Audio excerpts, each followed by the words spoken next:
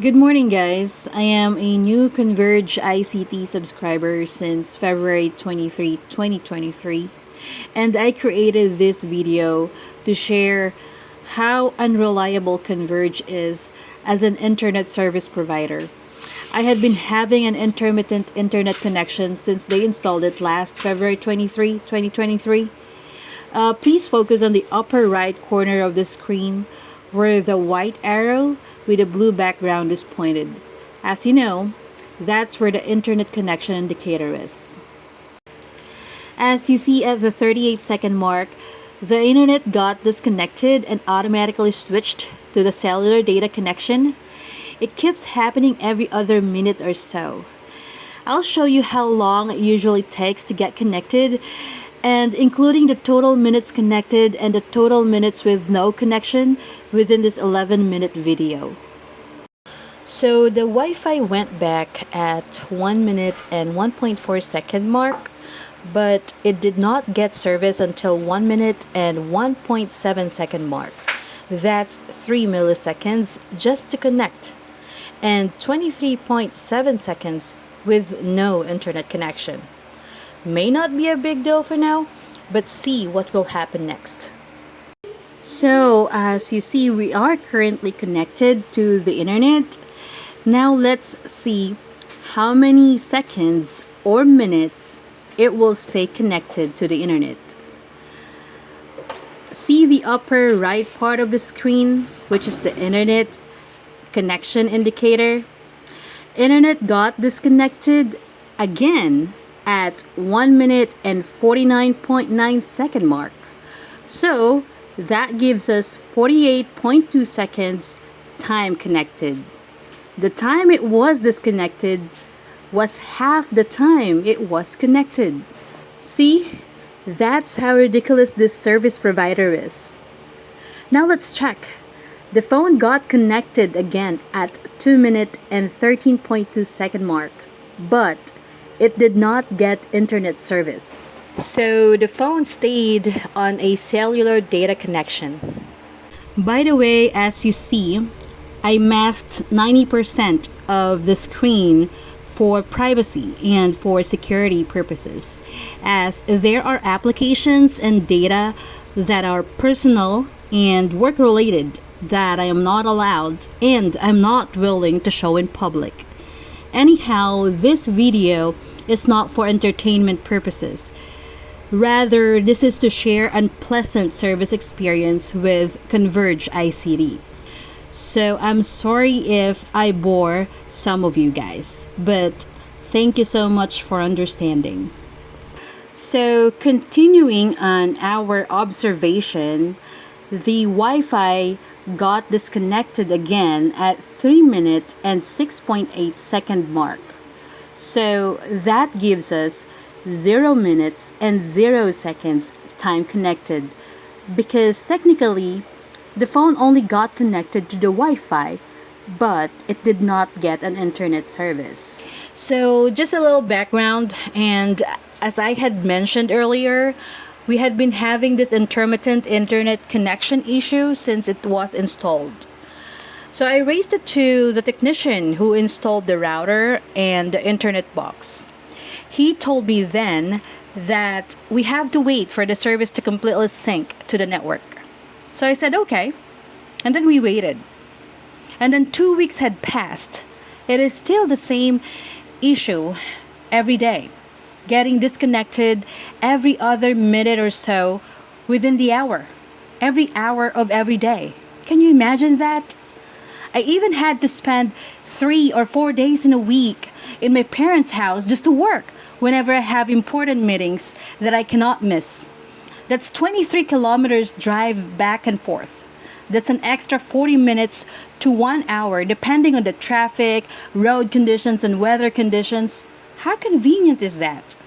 I am working from home so I can easily manage my career and my personal life at the same time without spending extra time on things that matters the least, like commuting or traveling for work, since I can do work remotely. And Converge is making it hard for me to make things possible and manage all aspects of my life easily. All right. Well, I am so sorry, guys, for venting out. But let's continue to focus on the upper right side of the screen. Since it has taken too long to connect earlier, I manually connected the phone to the Wi-Fi by going to the settings. The Wi-Fi was on, so I just tapped on the Wi-Fi's name. So if you noticed earlier at the 4 minute and 4.2 second mark, it was connected. And we were able to get the service at 4 minute and 9.9 second mark, which gives us 5.7 seconds time to get the service after connecting to the Wi-Fi. That's not bad. But the sad part is it gives us a total of 2 minutes and 20 seconds of no internet connection. That's 2 minutes where you could have done quite a few work steps already, right? So this time we got almost the same time connected as the time it has no internet. The phone has internet for 2 minutes and 21.2 seconds. Yes, only 2 minutes and 21 seconds because it was once again disconnected at exactly 6 minute and 31.1 second mark. But it was only disconnected for 4 seconds as it was reconnected at 6 minute and 35.1 second mark and got the internet service at the same time. It's down to 4 seconds disconnected time. Now, if you think that it is going to get better, watch the next minutes. So, once again, we are connected to the internet and we are going to observe how long it will last this time to stay connected. But let me tell you what, the connection on this session, at this part of our observation, it only lasted for only 1 minute and 8.3 seconds this time, as it was actually disconnected at exactly 7 minute and 43.4 second mark. Just check it out. There you go. So it got connected again at 7 minute and 48 second mark, but the problem is it did not get an internet service. See, it's just connected, but there's an exclamation point right on the middle of the Wi-Fi icon, meaning to say we are connected to the router, but there is no internet connection from the router, right? So we only have cellular data connection. That's bad, right? So yeah, that's my daily struggle. Getting a reliable, strong internet connection every day for work, for my son's leisure and studies. It's kind of hard. So here, if you notice, we are still connected to the router, but no internet. But there, on the 8 minute and 55 second mark, we got disconnected again from the Wi-Fi. So this is the second time with a 0 minute and 0 second time connected. Although it was connected to the router, we ain't getting any internet connection. See, that's what I'm talking about. Getting intermittent service connection from a service provider. And this has been going on for months now, actually for 3 months now, since the time it got installed. And I don't think that it's fair. We asked them to just discontinue the service, but they're asking us to pay for a pre-termination fee of 21,500, which is the remaining months of the contract. That's unfair, right? Because we didn't use the service. And if you're in a contract, you have to keep the part of your bargain. Well, we are keeping the part of our bargain, which is paying monthly for the service that we need, right? They're the ones who's not keeping the part of their bargain, which is providing us a reliable internet connection. Now, anyone can agree with me that's definitely unfair. Now, going back after 3 minutes and 1 second of no connection, we got connected to the Wi-Fi at 10 minute and 13 second mark and got on internet at 10 minute and 44 second mark. That gives us 31.4 seconds time to get a service from the time it was connected. It's taking a little long now, from 3 seconds on the first part of this video to 31 seconds on this part of this video. Now, here's the final computation based on the connection in-out got service timestamps we did earlier. Total duration of time to get service from being connected is 37.4 seconds. The total time with internet service is 4 minutes and 21.4 seconds. Yay! Thank you, Converge, for that.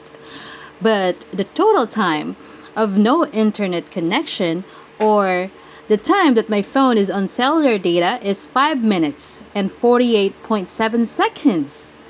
Now tell me, guys, do you find it fair? So guys, just a piece of advice. If you feel that you're not getting a reliable internet connection and speeds that you were promised by your provider, you'll need to send an email to the DTI's Fair Trade Enforcement Bureau, or FTEB. You can send them an email to ftebmediation@dti.gov.ph along with these requirements.